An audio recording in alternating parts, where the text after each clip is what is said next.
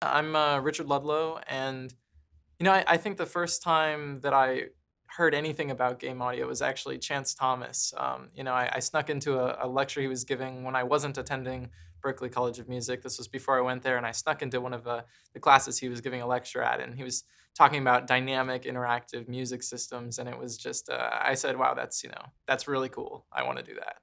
We've got a lot of indie projects that haven't been announced yet, which is really cool that we're working on. But we're doing like a first-person shooter now, and a few mobile games, some larger outsourcing. It's really a mixed bag, and we still do film and commercial production work as well. But the bulk of our work and where we really love doing it is in the game industry.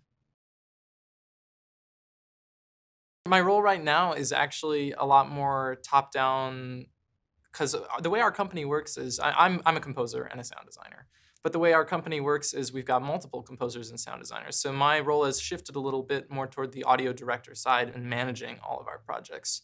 Making sure everything's getting done, all the spreadsheets are getting checked off, and I still do a lot of sound design and music, more sound design than music now. But it's really a mixed bag. Every day is different. Our company has four composers and sound designers right now, myself included. And so we all have complementary skill sets. So the way we work is we'll get a project and see who's best fit for that, and then we work very collaboratively, passing our sessions back and forth to one another, working so that everybody can help fine tune the product. So my role is sometimes as a sound designer, sometimes as an implementer, but for all of our projects, it's as the audio director, kind of making sure that everything is moving in the right direction and making sure everything's coming together cohesively. And that's really what we've tried to do with our company, is create a space where the creative composers can really focus and thrive on that and do what they want to do. Because if you're working as a freelancer nowadays, 50% of your time is spent bringing in new projects, spent dealing with the business side of things. And so we really wanted to make a space where we could bring creative people together and them not have to worry about that. So it's been working out really well so far, and hopefully it continues.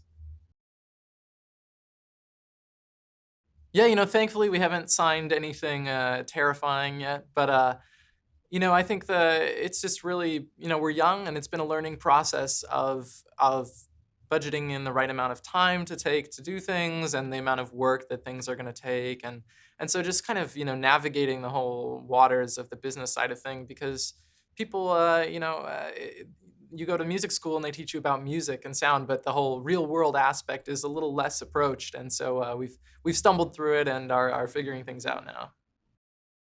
The industry has seemed to have shifted a little bit from 10 years ago. Everyone was only signing work for hire contracts, but the boom of the indie world right now means that there's so many people making games, and a lot of those people don't have the budgets to make their game from start to finish.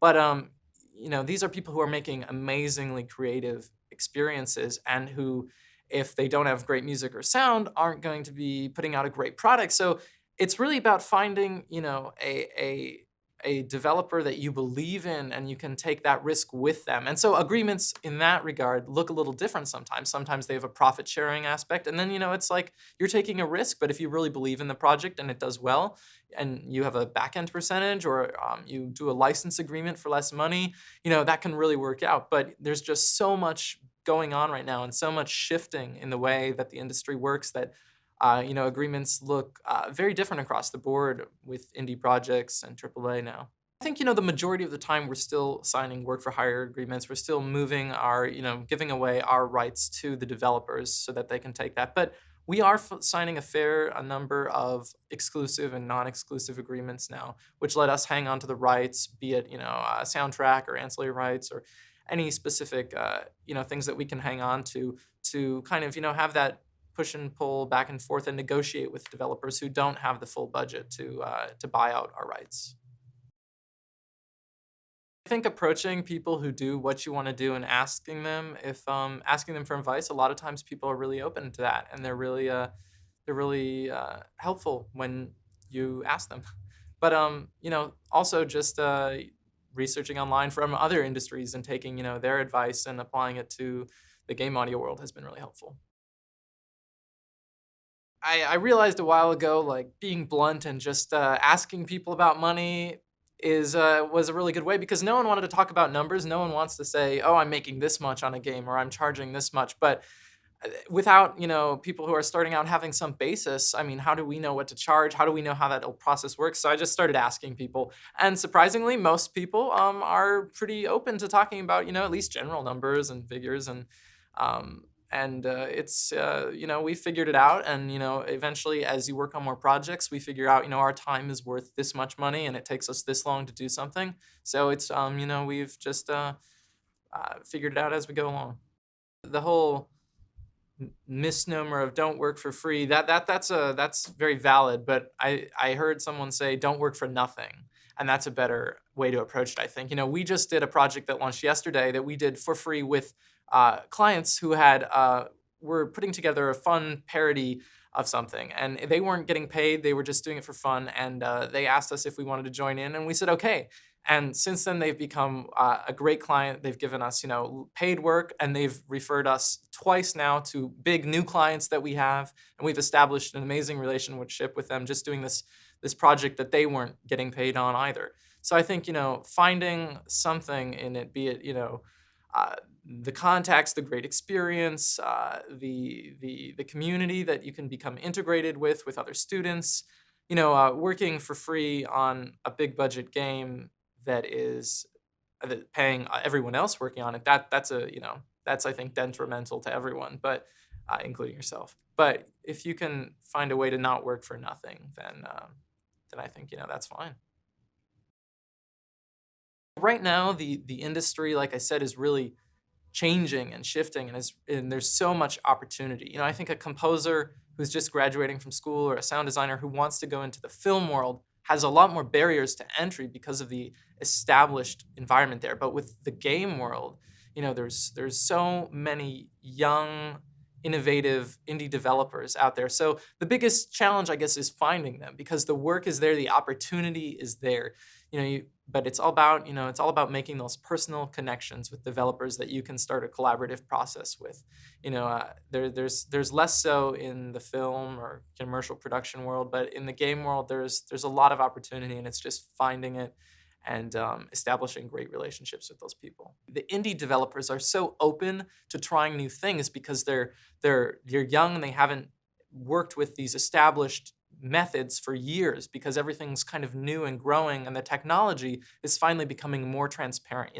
10 years ago, you would get a project and say, what are the limitations that I have to work with? What are the number of channels I can play back simultaneously? Now we get a project and we're able to say, what can we do creatively, interactively, and do amazing things with that, and then see if there are limitations. So the ability to really first approach it from a very creative standpoint, and then have developers that we're working with be open to trying these new things, be open to experimenting in new ways, is been really exciting.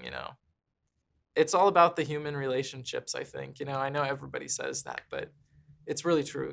Meeting developers and establishing that connection with them is what is going to give us, the opportunity to work on projects with them. I mean, if you're trying to go in-house, that's a different story. But if you're trying to work as a freelancer, as so many people are, it's those human connections, those relationships that you establish, you build. I mean, you work with a client once, and if they like you, they come back for years to come. So, the more people that you can meet and establish, not just meet many people, but the more people you can meet and build a solid, good relationship with, I think is the best advice for getting work and moving up in the industry.